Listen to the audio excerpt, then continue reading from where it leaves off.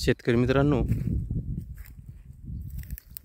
आज आपण इथं सिलेक्शन 4 मोठा काबुली डॉलर हरभरा फुले कृपामधून सिलेक्शन केलेला आणि ही व्हरायटी आपण 1 जानेवारी 2024ला पेरणी केली होती। आणि इथं जे क्षेत्र होतं हे तुरीचं क्षेत्र होतं। तूर गेल्यानंतर आपण इथं या पिकाची पेरणी केलेली आहे। तर इथं पेरणी केल्यानंतर आपण अंतर जे आहे तर हे अंतर आपण घेतलेलं आहे 1.5 फूट 2 ओळीमधलं। एकरी 50 किलो आपण बियाणं इथे पेरलेलं आहे। कारण उशीर झाला होता त्याच्यामुळे आपण तूर कापणीनंतर 1 जानेवारीपासून आपण इथं सुरुवात केली। तर इथं आपण 1.5 एकर क्षेत्र आहे। 75 किलो बी आपण इथे टाकलं आहे।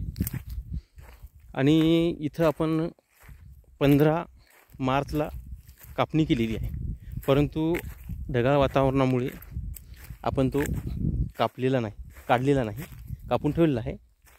तर काढला नाही याचं कारण एकच आहे, ढगाळ वातावरण आहे त्याच्यामुळे आपण पाऊस येईल अर्धवट राहील या भीतीने आपण थोडासा ठेवलेला आहे। तर बघा इथं अशा प्रकारे ढीग लावून आपण इथे ठेवलेला आहे आणि परिपूर्ण वाळलेला आहे, परंतु काढणी बाकी आहे।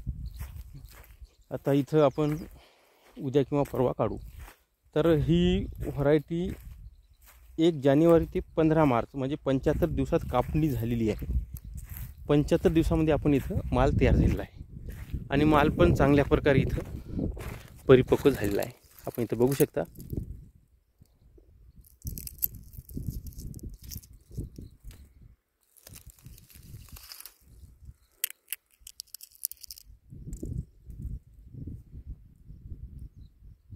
बघा अशा प्रकारे माल इथं तयार झालेला आहे आणि अवघ्या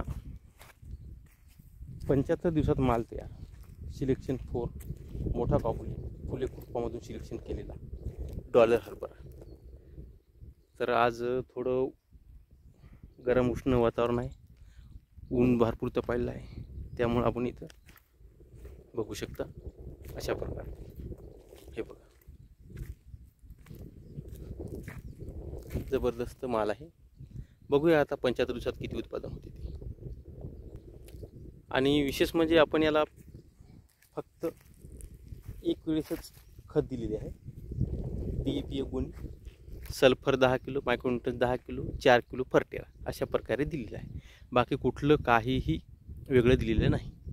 फवारे 4 दिलेले आहेत। सुरुवातीचे 2 क्लोरोपायरिफॉस M45 20 दिवसांनी, उगवणीनंतर त्यातून 15 दिवसांनी। त्याच्यानंतर ज्यावेळेस 4 फुलं लागली त्यावेळेस इमामॅक्टिन, इसाबियन, रेडोमिल आणि भरगतचं फुल लागल्यावर नेटिव्हो आणि भरगतचं फुलं अवस्थेमध्ये नेटिव्हो 10 ग्राम, इमामॅक्टिन 10 ग्राम। त्याच्यानंतर या पिकाला आपण कुठलीही फवारणी केली नाही, कारण तिथून 8 दिवसात हे पीक परिपूर्ण पक्व झालेलं आहे अशा प्रकारे।